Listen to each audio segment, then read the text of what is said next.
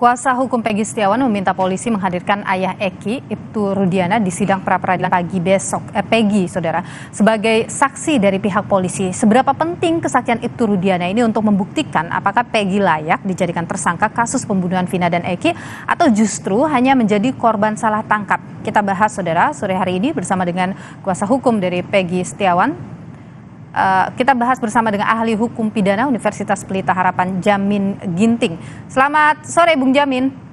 Selamat sore, Mbak Nilo. Ya, Bung Jamin, kalau Anda melihat dari persidangan hari ini, kemudian proses yang berjalan, apakah memang penting untuk menghadirkan Ibtu Rudiana dalam persidangan?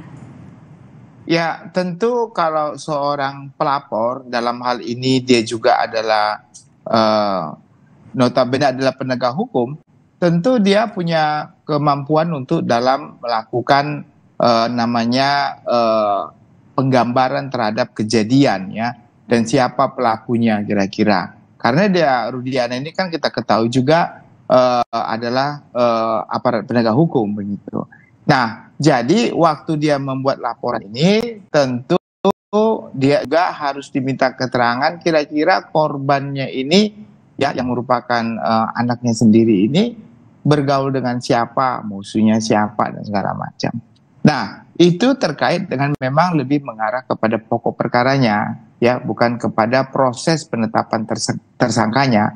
Kalau terkait dengan proses penetapan tersangka, yang paling relevan adalah apakah penanganan perkara ini dilakukan oleh Polres Cirebon pada awalnya, dan dia ikut di situ sebagai pihak yang mengawasi pelaksanaan pemeriksaan terhadap alat bukti dan mengetahui siapa-siapa orang yang melakukan penyidikan dan penyelidikan, dan mengetahui kira-kira alat-alat apa yang digunakan saat itu. Sehingga nanti ada relevansinya dengan Peggy Setiawan yang diduga Peggy Peron yang sebagai tersangka saat ini. Begitu, Mbak Nini. Oke. Jadi Bung Jamin, kalau misalnya mau membuktikan apakah ini ada kesalahan prosedur dan apakah kemudian benar itu adalah Peggy Setiawan yang dimaksud dalam amar putusan pada waktu itu, siapa yang seharusnya dihadirkan di situ hadir dalam sidang pra-peradilan ini? Tentu yang dihadirkan di situ adalah penyidik yang pertama sekali menangani korban. Ya, dia yang pertama sekali menangani korban tersebut. Lalu penyidik yang memeriksa para saksi-saksi tersebut yang pertama sekali diperiksa tersebut.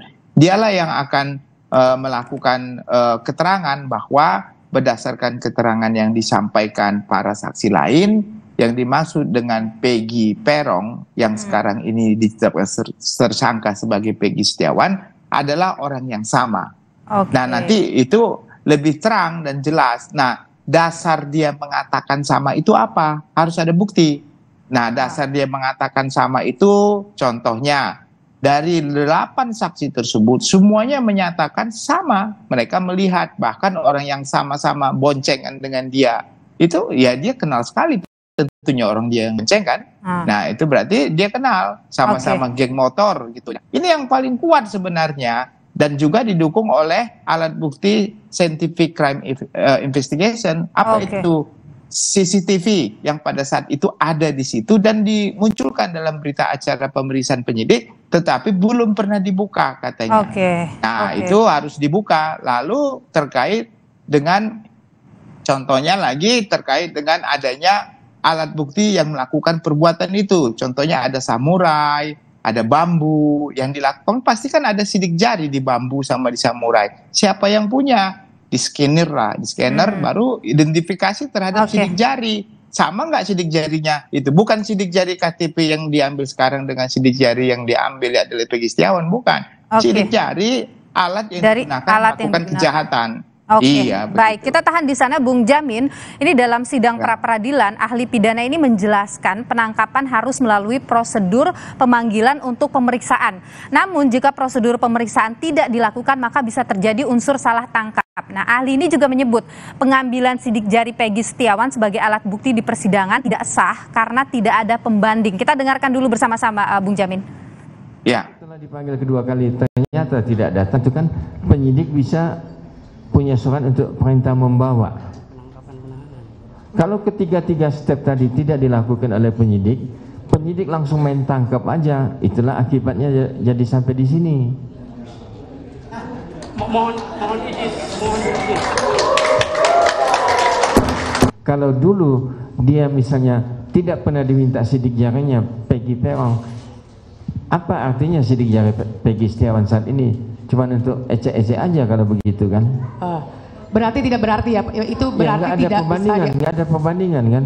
Oh, tidak ada perbandingan ya, berarti tidak bisa dipakai ya Pak ya? Tidak sah. Bung Jamin, Anda bagaimana pendapat dengan itu? Ya, jadi begini, dalam konsep pengembangan perkara, jadi dulu kan ada 8, lalu sekarang ada DPO 3 yang dijadikan 1. Nah, dia waktu itu menggunakan sprindik baru untuk menetapkan tersangka Peggy Setiawan yang saat ini. Nah, sprindik baru itu sah-sah saja asalkan dia sudah pernah diperiksa terlebih dahulu.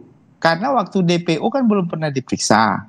Nah, waktu dia dikeluarkan sprindik baru, harusnya dia sudah pernah diperiksa Peggy Setiawan sebagai saksi. Setelah dia diperiksa sebagai saksi, baru naik statusnya menjadi tersangka. Nggak bisa orang tiba-tiba belum pernah diperiksa sebagai saksi, lalu dijadikan tersangka. Nggak boleh. Itu amanat dari putusan MK 21 tahun 2014 dan Perkap nomor 6 tahun 2016.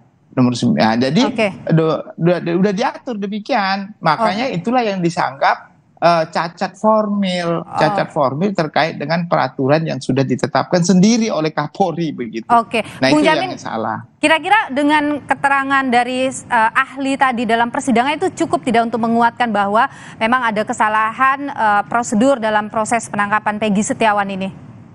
Jadi kedudukan keterangan ahli ini dalam hukum acara pidana itu tidak mengikat bagi hakim. Dia boleh pakai, dia boleh juga tidak pakai di kedua belah pihak. Tapi itu sebagai keyakinan bagi hakim kalau dipakai, dan itu akan dipakai sebagai dasar pertimbangannya nanti, begitu. Nanti dia menilai sendiri begitu. Tapi apa yang sudah disampaikan tadi, memang saya sependapat dengan keterangan Prof tadi itu, memang begitulah realitanya. Begitu. Baik, terima kasih pandangan Anda Bung Jamin Ginting, ahli pidana dari Universitas Pelita Harapan.